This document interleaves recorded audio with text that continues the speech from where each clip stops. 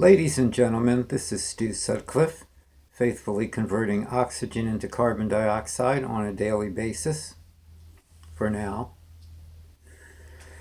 It's been about, 6 weeks since I made a video, something like that, give or take. And a lot has changed in the world since my last video.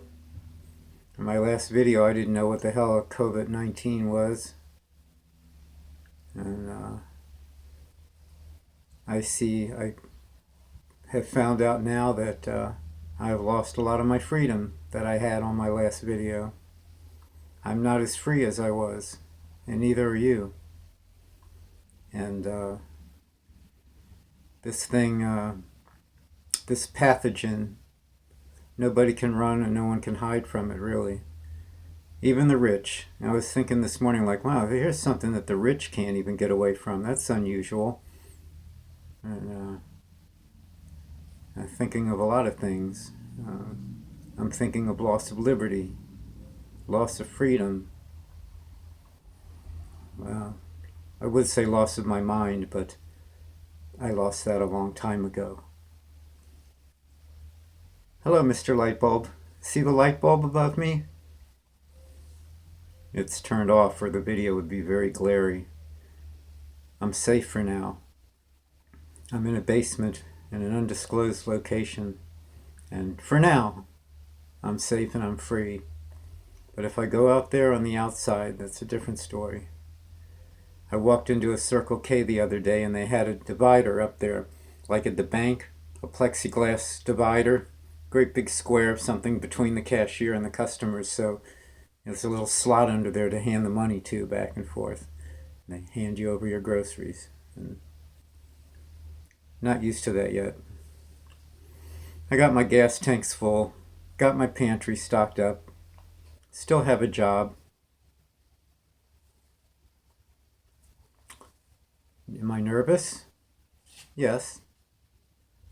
How did it happen? Where did this COVID-19 virus come from? Where was it a mutation? Where did it originate? Now let me tell you folks something. All governments store diseases. They have labs, they have scientists, they do research for whatever reason. They have anthrax, they have all that stuff under tight storage.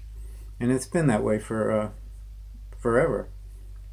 Probably since the caveman days when they used to store up rattlesnake venom. This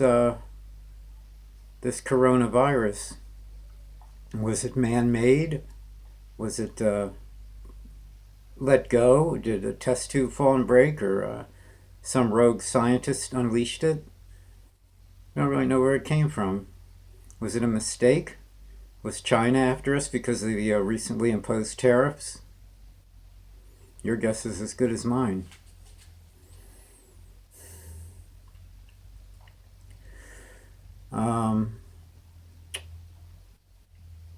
Not being a public speaker, it's I find myself lost for words, like I did last night. So I took out one of my Moody Blues records to listen to something deep.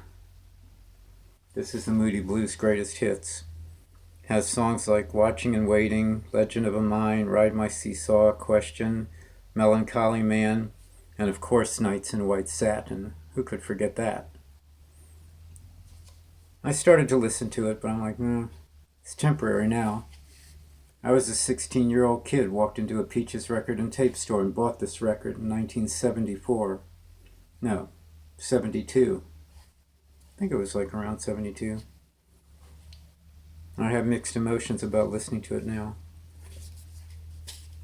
A baby boomer problem. You millennials don't have to worry about that. We got the vinyl for now. It'll probably get melted down someday. So, Patrick Henry, not Patrick Henry, Franklin Delano Roosevelt, who was president a long, long time ago, said something to the order of, "We have nothing to fear but fear itself."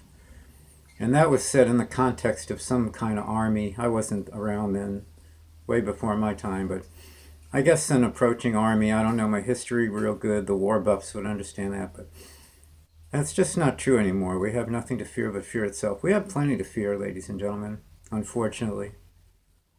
And fear is not a bad thing. It's supposed to keep you on your toes. It's a built-in mechanism, just like laughter and whatever.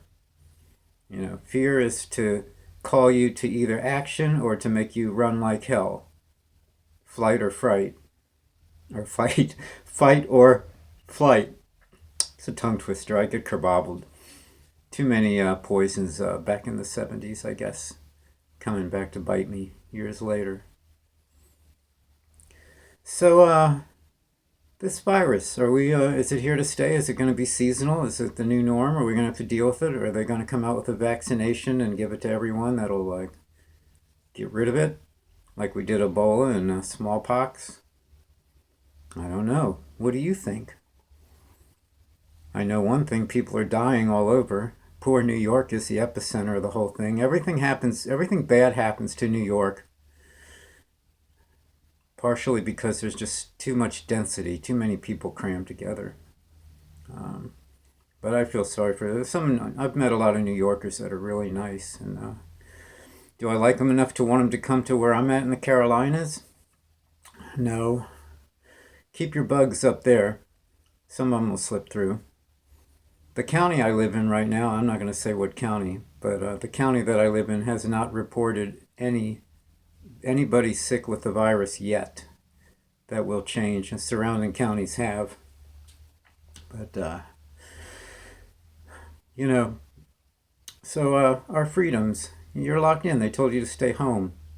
They lowered the price of gasoline to the lowest it's been in decades, and you're not supposed to go anywhere and use it. A lot of good it does.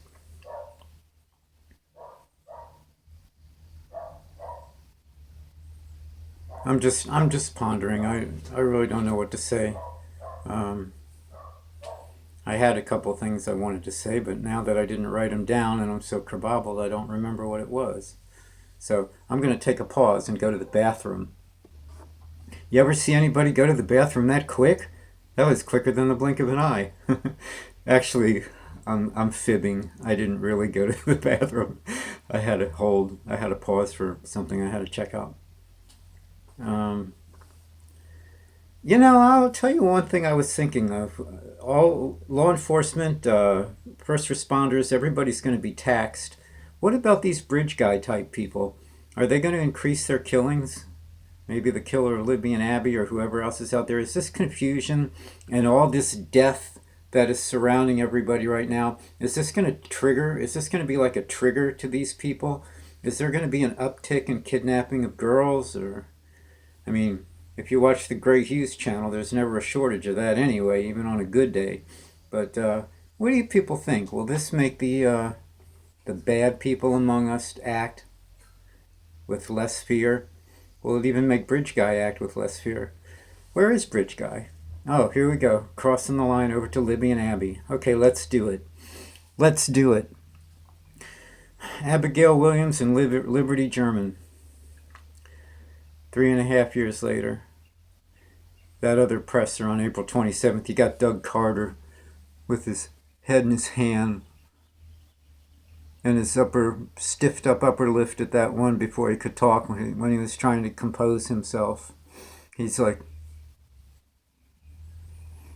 then he comes out with this monologue. Makes you wonder how much if it's fake or not. These people are supposed to be very resistant to personal emotions, showing personal emotions, and I think that was just an act. At first, I kind of thought it was real. He's a nice guy, but I don't think any of them are nice guys. I don't trust none of them. I don't trust Lesenby. I don't trust Carter. They have a show they got to put onto the world. They're expected to react a certain way, and these girls are expendable. Let me tell you, ladies and gentlemen, Libby and Abby are expendable. I'm sorry to say that, but law enforcement is sick of it. And I'm just judging by how human nature acts. They're probably like, want it to go away, wish it had never happened. And yeah, they're sorry what happened to the girls. Anybody would be with any feeling and empathy. But it only goes to some extent. what they talk about behind closed doors and at meetings is not what we see at the public at these press conferences. Okay? So it's a thorn in their side. The biggest thing they did not want to happen. Nice, peaceful, quiet little town of Delphi with its high murder rate and its high runaway rate and meth problems and drug problems and cocaine problems and bath salts. I don't know if they do bath salts. I made that up. Um, so they're probably, that's actually taking some strain off of Abby and Libby. Wouldn't it be something if the COVID virus actually helped catch Bridge Guy? What if Bridge Guy gets it? Oh, please let it happen. Trouble is, he'll infect other people. But what if Bridge Guy even walked into one of his local hospitals with symptoms? They wouldn't know who the hell he was. I think they should fingerprint anybody that gets treatment for this virus.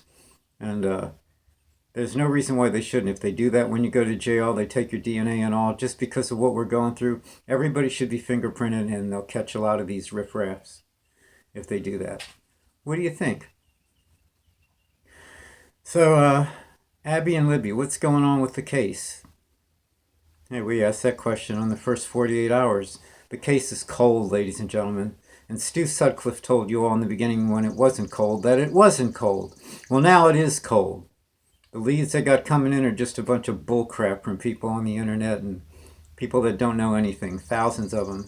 I'd like to see how they investigate each one. How do you investigate a tip if it's coming from 2,000 miles away? How many times do they get on an airplane and have to go somewhere and interview someone for naught? Who paid for all that? Why was the FBI involved in the beginning when they handle things that happen usually that cross state lines? Wouldn't you like to know the advice the FBI gave to the local cops down there? Probably something like, you guys are really stupid in this little small town. Y'all know nothing about running an investigation. Where was the darn perimeter set up? When those girls disappeared, there was supposed to be normal police work. When young girls like that weren't back, they weren't going to just wait overnight. Oh, maybe they'll come back on their own. No. Doesn't work that way. Doesn't work that way at all. The first thing that should have been done in the first 48, actually the first 6 hours, would be to establish a whole perimeter around the whole area. And they didn't do that. And the proof is that they didn't do that was the helicopter footage from that news channel when they were flying overhead. There was no perimeter set up. The investigation was botched from the beginning, just like the Jean-Benet Ramsey investigation.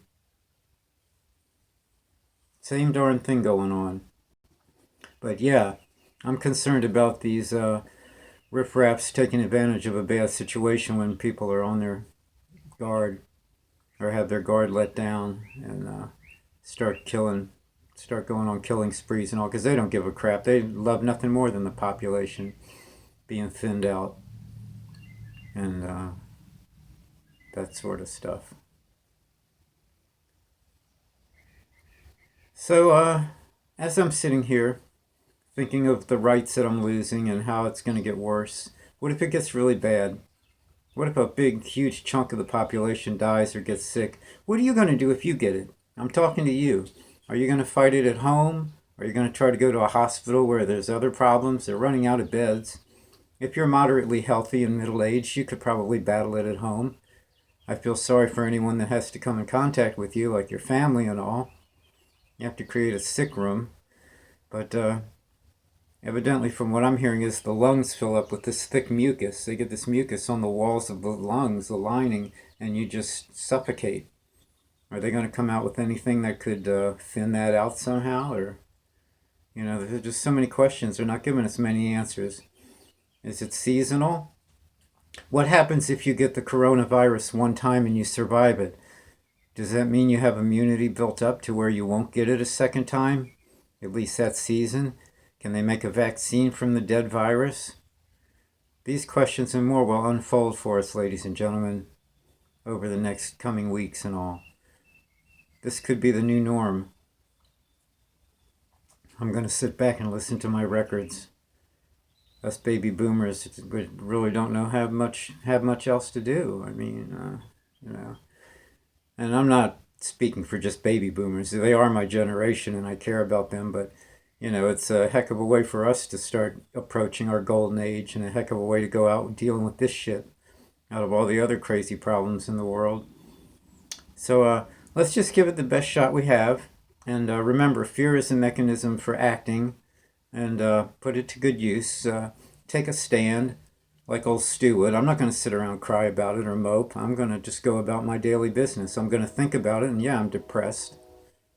I'm going to be depressed, but I'm not going to be unhealthily depressed. I'm not going to be depressed to a bad way to where I become a risk to myself, or, you know. So let me know what you think in some comments, and when I make my next video, I'm sure things will probably get worse, but let's just see if we can roll with this thing. And I want to thank all my subscribers. You're all beautiful. I love you all. And just roll with it. That's my best advice. Carry on. It's like people had to go through the plague. We're going to lose a lot of people, but maybe there'll be a silver lining behind this dark cloud. That's all I have to say for now. Thank you for watching. This is Stu Sutclif signing off.